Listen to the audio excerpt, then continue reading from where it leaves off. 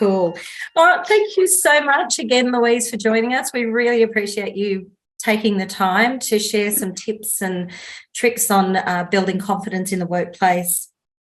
And I know I'm really looking forward to this topic, and quite a few other people are going to benefit from the information you're going to share with us. I know you've got so many commitments with all of your coaching, your representation of women in trades. Everything that you do for women in trades is just fantastic, and congratulations on recently achieving the award for the Empowering Women in Trades Cultural Innovator, yeah, Innovator, something like that. Did I get that wrong? Innovator of cultural change. I knew I'd get it wrong. It's a mouthful, but congratulations and well done. It's really great that you're acknowledged within that space, because you do so much for women in trades, and giving up your time here this evening. So let's jump straight into it. If you could give us a quick intro, just a bit of background about you and how you got to where you are. Yeah, so I'll give you a quick overview of my career. So I am a heavy vehicle and plant mechanic by trade. So I grew up on a farm. I was always working with my dad, with my hands, working like farm work as well as fixing machinery. And I also used to ride and race dirt bikes as well. So the mechanical field really interests me. I did not like school, so I wanted to leave as soon as possible. So I ended up going into a trade. I found my trade at the Penrith Apprenticeship Expo, and I'm now the ambassador for the Apprenticeship Expo. So that's really exciting. Fantastic. Thank you. So I did my apprenticeship at Cummins in Wetherill Park, and did the 4 years of my apprenticeship there.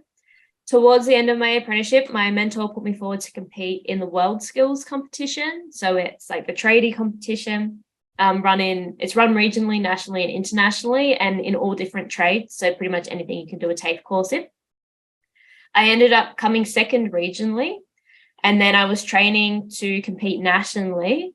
And that's when I ended up changing workplaces. So I had gotten a part-time job on the weekend to train, and actually ended up liking that job more than my full-time job. So swap that around, put that in the full-time spot, where I was working on farms and servicing whole farms. So light vehicles, heavy vehicles, ag equipment, pumps, irrigation, doing it all. My boss, before I started that job, was like, "You're going to become a real mechanic here, Louise." I was like, a real mechanic. Could fix anything. It was an amazing experience. And from there, I competed nationally in World Skills, where I won. And then the next year after that, I competed internationally, where I come fourth in the world, which was... That is incredible. What, congratulations. That must have been such an amazing moment when you achieved all of those awards. Yeah, it was crazy. Actually, my mentor recorded when I won gold. So when they were doing the announcement, so that's actually on YouTube. I haven't watched it in a while, but it always gives me the feels. Every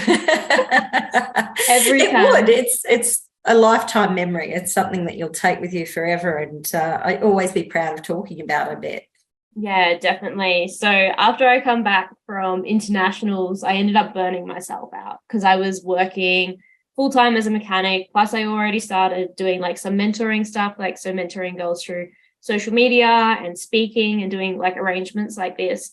I was also teaching at a women's shed, and I was a TAFE student ambassador. So I was doing a fair, and I had really high standards for myself. Yeah. So I burned myself out. I couldn't work for a few months. And then I decided that I wanted to get into the training and assessment space.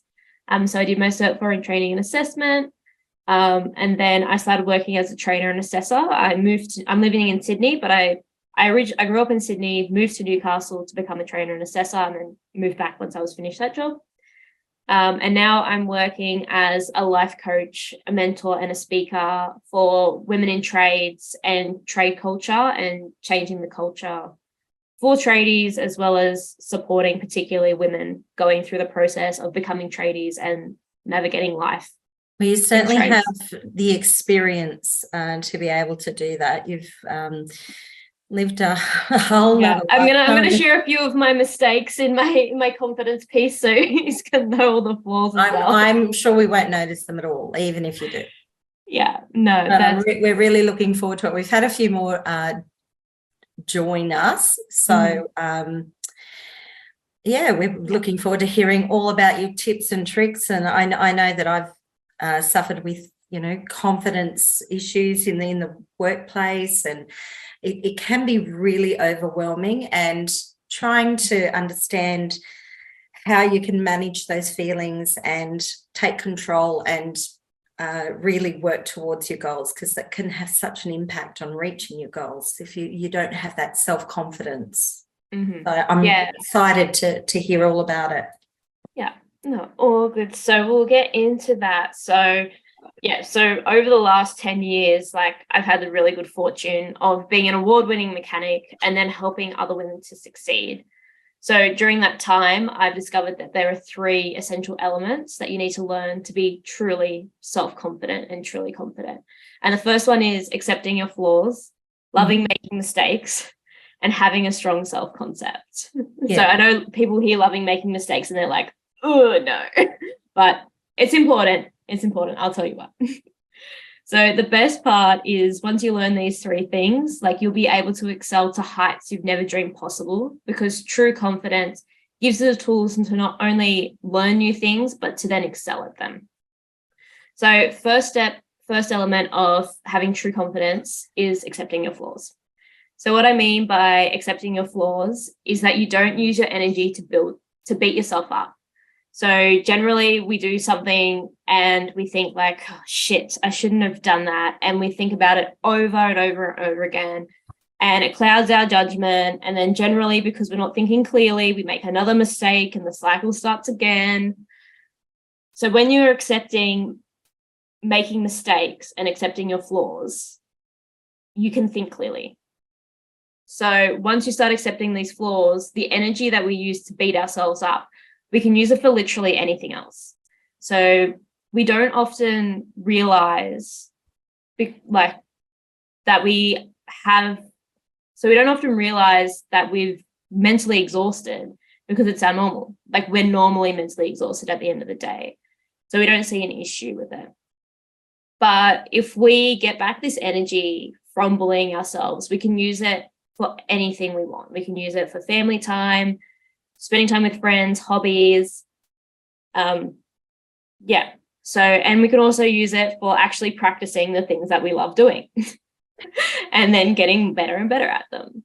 Makes sense. Makes absolute sense. I know that I'm beat myself up some of the time and think, and it does. It clouds your judgment and your thinking. So, yeah. Yeah, it sure does. So really, like, the purpose of accepting your flaws is really to get that energy back from bullying yourself and taking actions towards the life that you want. And often when we stop bullying ourselves, we start to realize that we actually have the life that we want already.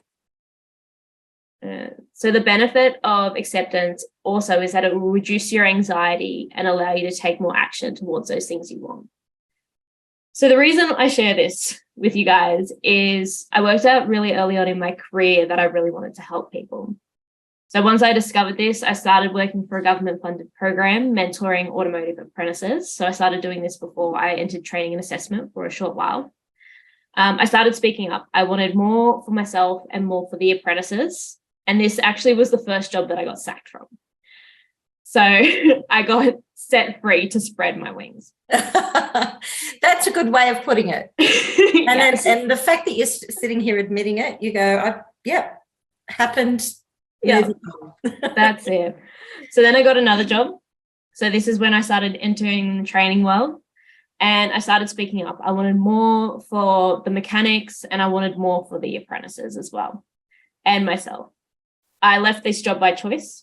So then I got a contract, entered in the world of contracting as a trainer and assessor in the mines, and I ended up getting sacked from that contract as well, because I was really not happy with the quality for my training peers and the quality of what the mechanics were getting as well. And the manager from that took that as me having an attitude problem. So from there, like, I really started to think, was there something wrong with me? Should I not stand up for what I believe in and what I think will help people? So then I got another contract, and I got sacked from that one as well because of my strong opinions. But then I didn't end up getting another job. I started my own business where I was coaching and speaking, and now I get paid for these strong opinions that I have. And I haven't sacked myself yet, so I don't think I will.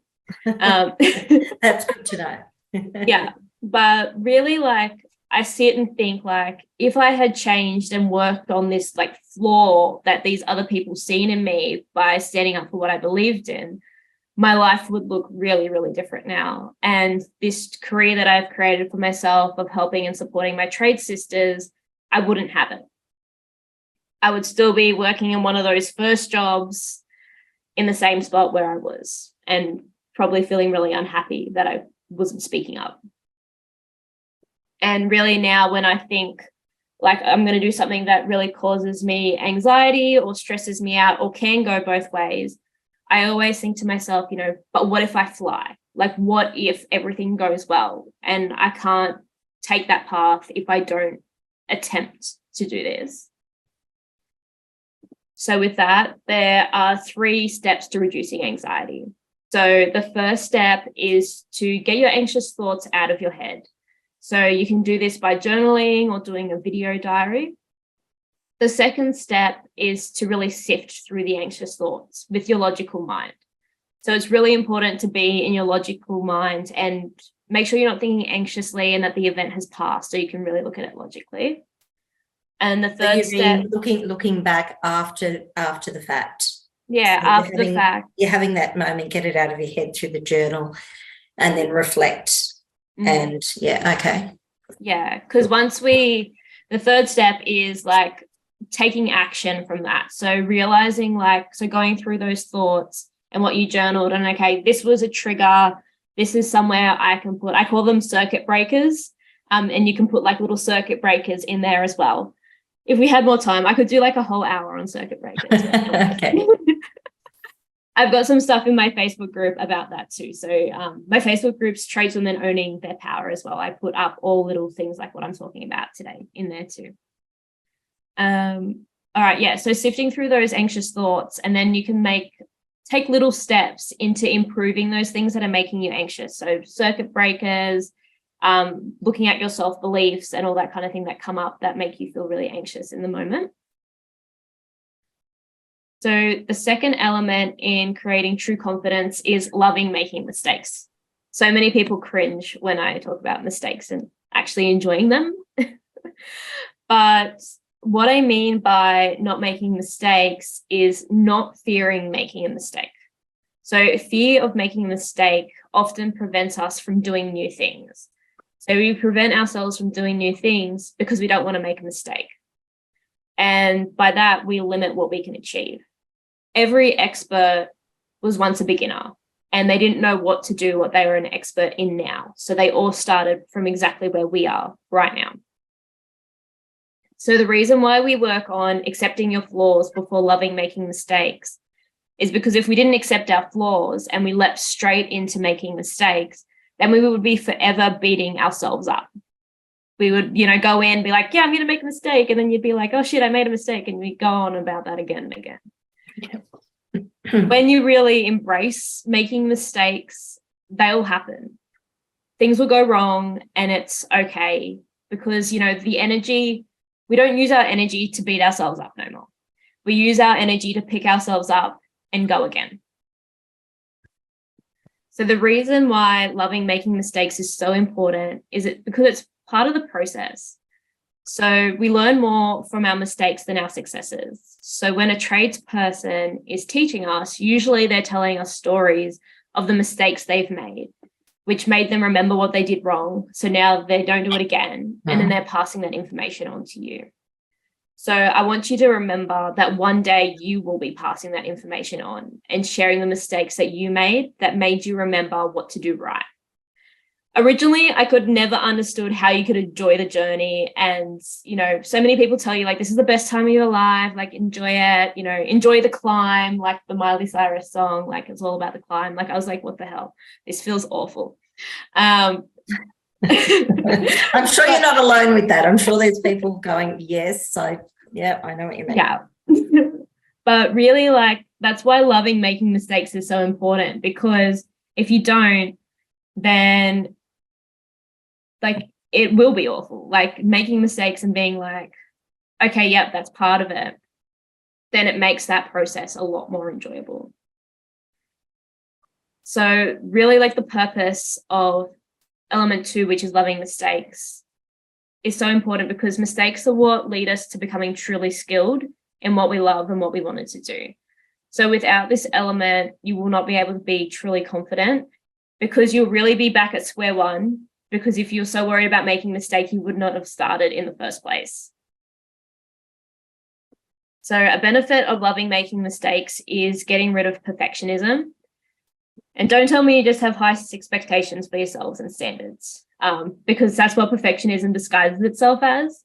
So really you can work out this difference is if your high expectations are causing you anxiety and stress to the point where sometimes you really feel like you can't function, it's so stressful that you like got your standards so high, then that is where it crosses over from high standard to perfectionism. So one of my most memorable mistakes happened really quickly. So I was doing some overtime. I was going to quickly put the sump up on a bus, and from start to finish, it was, should have taken 2 hours from me to start to like when I was actually like leaving the workshop, walking out the door. The sump had a rail that went around it. So I put the sump up, put the rail up, put the first bolt in, and all I hear is this crack. And I was like, oh shit. I pulled it down. The sump rail was no longer fully connected. It had a big crack in it because I had put it on the wrong way.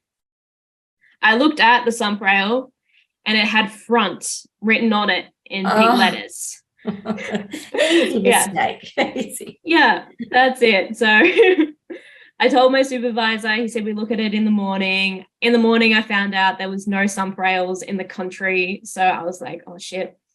So now I look at things to make sure that they're on the right way, like 110%.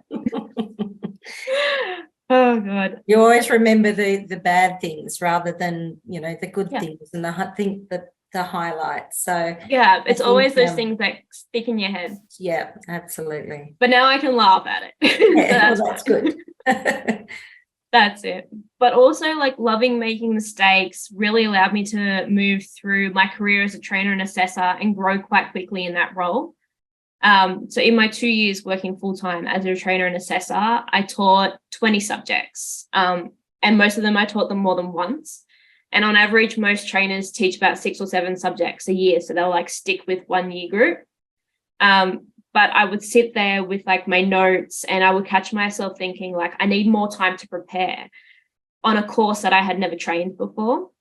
But then I would think like, what more would I do? Like I'm prepared for what I think is going to happen. And then I started to realize like by teaching the class, then I would know how to make it better.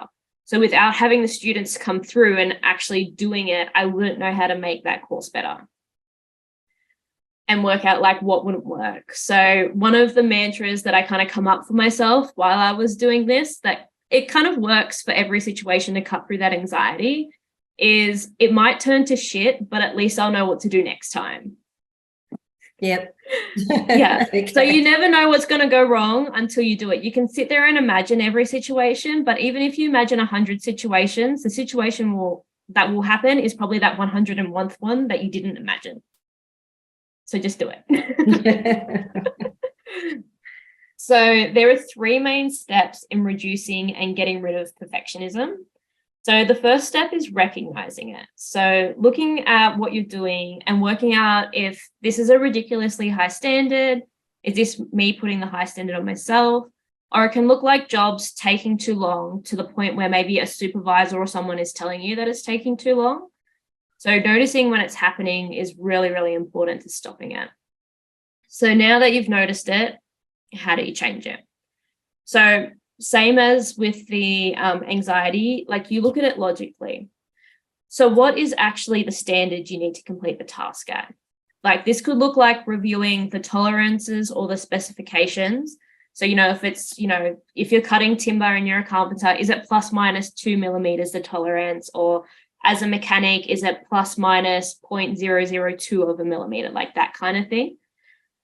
Does it just need to get done, or is it a showpiece, or is it something that's going to be around for a really long time that someone has given you extra time to work on because they really want it to be at that high standard? So working out, what is actually the standard that you're working at. Then the third step is to review your new judgments. So you can do this by checking your job times and like comparing it to a known job time, what it's supposed to be. Or you can check in with your boss, manager, supervisor, whoever's looking over you, and get their thoughts on your quality of work and your job times and see if it matches what they expect. Sometimes, it's common knowledge that if a customer really wants you to rush a job, then it's not going to be perfect. Your supervisor and manager will understand that. But if in that situation, you're still putting those high standards in yourself, then you might not get the job done in that time frame finished when it didn't need to be to that high standard. And I know that really pains a lot of perfectionists. Like if that causes you pain, then yes, you probably are a perfectionist. Louise, some people might find it challenging or confronting to actually ask for feedback and to ask their boss, how did I do on that task?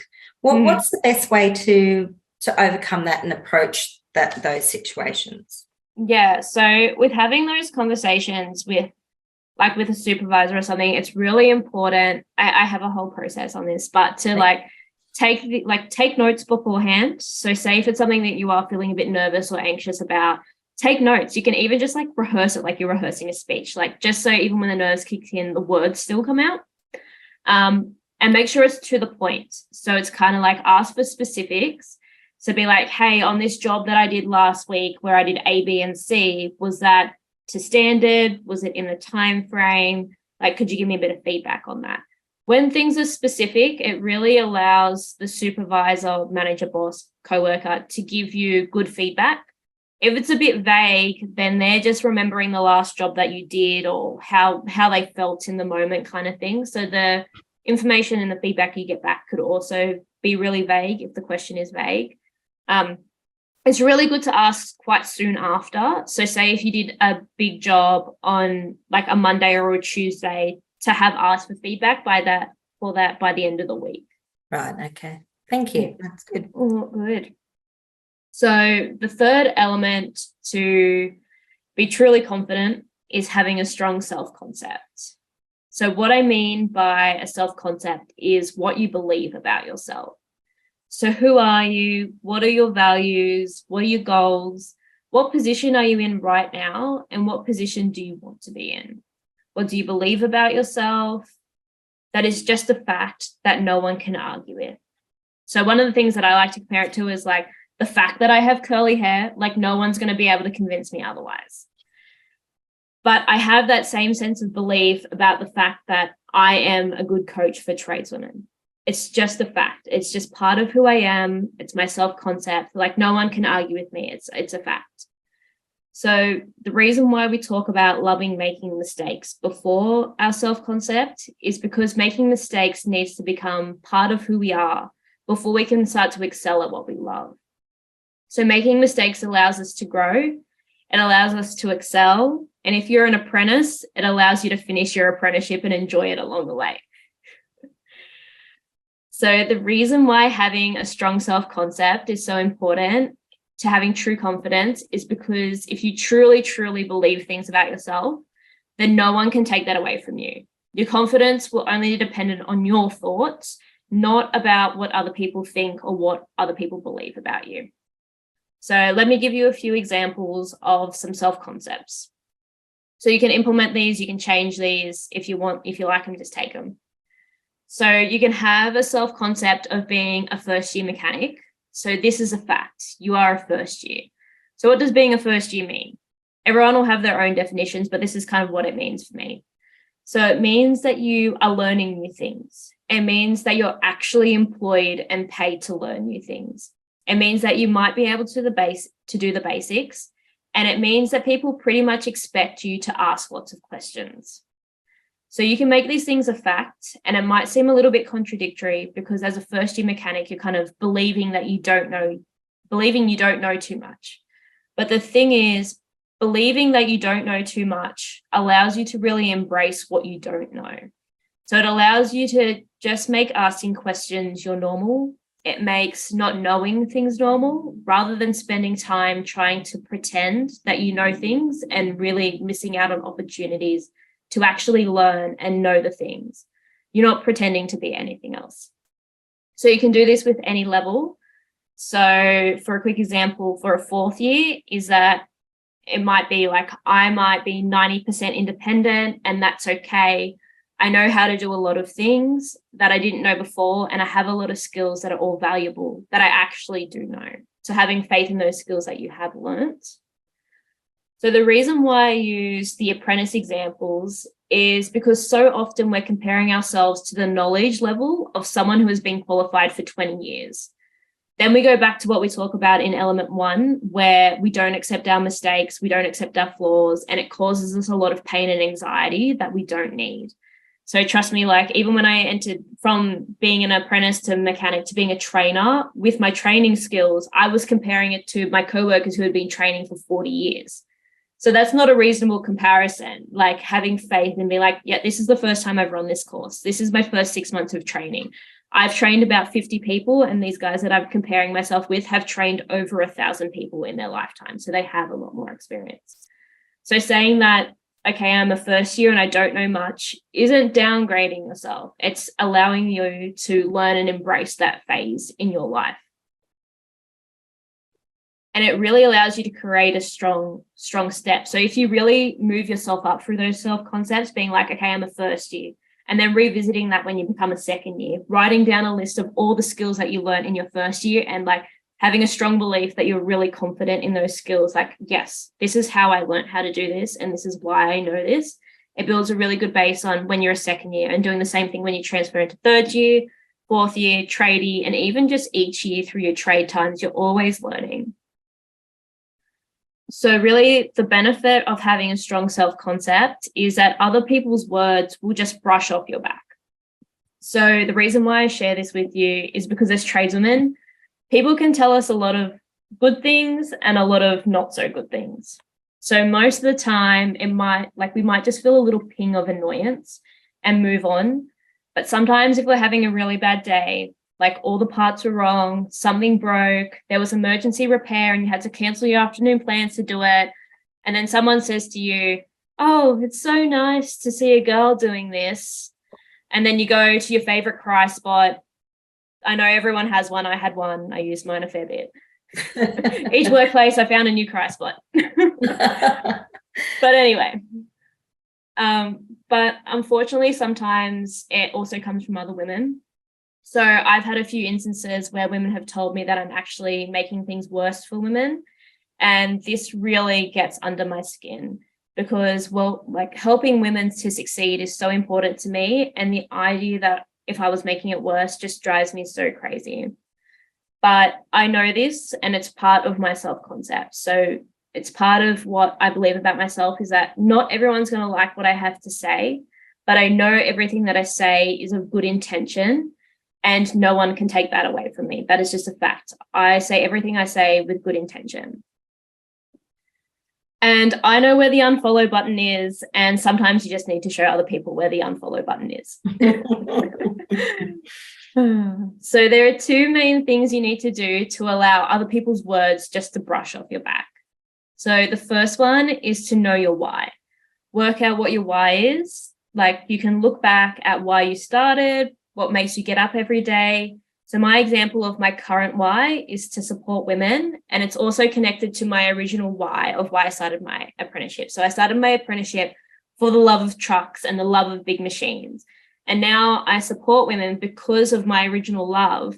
I don't want women to have a love of building, but then not pursue that because of maybe some feedback they got, if they don't have any support. I really want women to be able to follow whatever they love. If it's for a love of trucks, a love of building, a love of creating, they should be able to follow that. So that's how you kind of look in and know your why. So the second thing to really know and accept is that not everyone's going to like you, and that's okay. So our body often feels triggered by someone not liking us because our brain is pretty much the same caveman brain that humans had when they lived in caves. So when someone doesn't like us, it thinks we're going to get kicked out of the tribe, and that a tiger might eat us. So that's that huge feeling of anxiety you get when someone says they don't like you and you feel like you don't fit in. So it's really important, if we get ourselves in that situation, that we need to remind ourselves that we're physically safe if someone doesn't like us, because our body's reacting like getting ready to literally run away from a tiger, but we're physically safe, we're okay. So these are some of the things that I've learnt along my journey. So I've been in the industry and in the trades for 12 years now, working in and around the trade industry. So these tips and tricks that I've learned have come from my experiences as well as my clients' experiences now, and a lot of girls that I have helped formally and informally over the years. Yeah, and it's just been such a pleasure to share such a small piece of what I've worked out over my years with you guys here and the VERTO team. I really hope you girls can implement some of what I've said, take it, adjust it to whatever you need. That was brilliant. Thank you very much. Did we get any questions through at all, Simone? Or just to give people a couple of moments to type something. Yeah, so if you've got questions, please pop them up. Yeah, absolutely. Maybe Louise, you could tell us about, obviously, the Sydney Build. There might be some of the ladies listening that might be attending. You're going to be there on March the 6th. Yeah, so yeah, tell us a little bit about that. So the Sydney Build is really such a it's a great networking opportunity. It's a free event that's going to be on at the Sydney ICC. I'm actually speaking there on the 6th at 11. I'm speaking on the topic, do women need to work twice as hard to be seen as half as good? The internal and the external factors. I'm just reading Shani's message in here. Sorry. Can you say? I can't see them. I must be. Or you can open up the chat and put it on the side if you can. That's what I've done wrong. Yeah. So I'll go back to the Build Expo before I. Yep. Oh no, Shani sent me a direct message. Yeah. Okay. On the chat. Yeah. Oh, good. No, so yeah, the Sydney Build Expo is it's a free event. It's going to have heaps of stands, heaps of industry connections. There's actually a few tradeswomen or women in industry events that are happening. But yeah, I am speaking. I'm going to be speaking on something different from what I spoke here today. So I'm going to be speaking more along the lines of high functioning anxiety and working on sexism. So the internal factors, like internalizing that we need to be seeing, like we need to work twice as hard. And then if there's any double standards that we come across externally, how to work with and manage them. And there's going to be other women there too. So it'd be a really great place to connect. Yeah, amazing.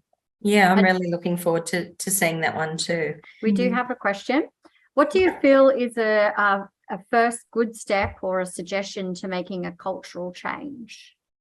I think just being like something that is, it can be a bit challenging to do, but even just being yourself in a space can really just shift a whole environment. And starting to stand up for yourself, it can be as simple as, hey, I'm not comfortable with that. Please don't do that.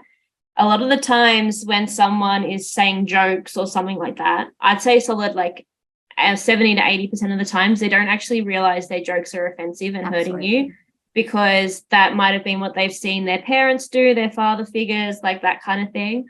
So sometimes you can be like, hey, that joke is not appropriate. I don't like it. Doesn't make me feel comfortable. Please don't say that around me. And you can do that in so many different ways. But if you get that habit of being like, hey, no, this is not okay, it really gets people to think and starts that cultural shift within them. Absolutely. Yeah, that's a really good point. I do actually like your suggestion to take notes and rehearse in certain situations that might be confronting for people. What other advice, Louise, would you give or tips to someone who might be in a workplace that's, not supporting their apprentice? And if that person experiences anxiety, is there anything aside from those two suggestions that might be another tip that you'd like to share? I think in those situations, just remembering you actually do have the power to leave and find another job can be so empowering. A lot of the times when we're in those situations, when we're not being treated well, we think it might be because of our skills, because of something we're doing. It's important to remember that when people say things to you and aren't treating you well, it's more about them. but it doesn't, just knowing that doesn't mean you have to put up with it. You can draw the line in the sand and be like, all right, okay, if this doesn't change in the next month, then I'm out of here. Probably part of the advantages with being with VERTO as well is they'd probably be able to mention it with one of their field officers and get that movement happening. But even if, like, when they turn tradie, like, there's a skill shortage, guys. You're going to be fine. You're going to get another job. You can leave. And yes, that's correct. We are here to obviously support in any situation that someone might. Yeah. So just another question here, which is actually from Shani. What's your thoughts on sometimes just being emotional? Some days get hard and mistakes can be hard. Do you go to your cry spot and reflect, or are there other ways to feel a little bit more comfortable? For instance, you feel a bit emotional and you might have a bad day, make silly mistakes, and just in general are having a bad day. So some little things that you can do on the go. I did mention those circuit breakers. So really easy circuit breaker you can have in if you feel yourself getting flustered and kind of spiraling is drinking cold water and focusing on it. Just bringing yourself back to the here and now, a bit more of that mindfulness side of things. And another thing that I like to do, like we talked about, like journaling, but you can also just literally scribble things down on a piece of paper, rip it up and throw it in the bin. So if it's something that's really like frustrating you in the moment and you want to let that kind of stuff out, find that, even if it's just 2 or 3 sentences, you rip it up and then throw it in the bin. Like, I'm not going to think this about myself anymore. Just being able to reflect. And a lot of the times if someone's if you're having a bad day, you're not the only one in the workplace that has ever had a bad day. So if you have like a work bestie or a work dad, is some like kind of father figures that sometimes we have in the workplace. If there's someone you have to talk to, it's okay to talk to them about it. Everyone has a bad day. And if you do just need to get it off your chest, it's really important to just let it out. Yeah, absolutely. I think, has anyone else got any questions? If they wanted to type that into the chat box, got a couple more minutes. Yeah. And Louise, I really love the 3 main elements of the tips that you gave there. And I think that, everybody is guilty of not accepting their flaws and beating themselves up and not accepting their mistakes.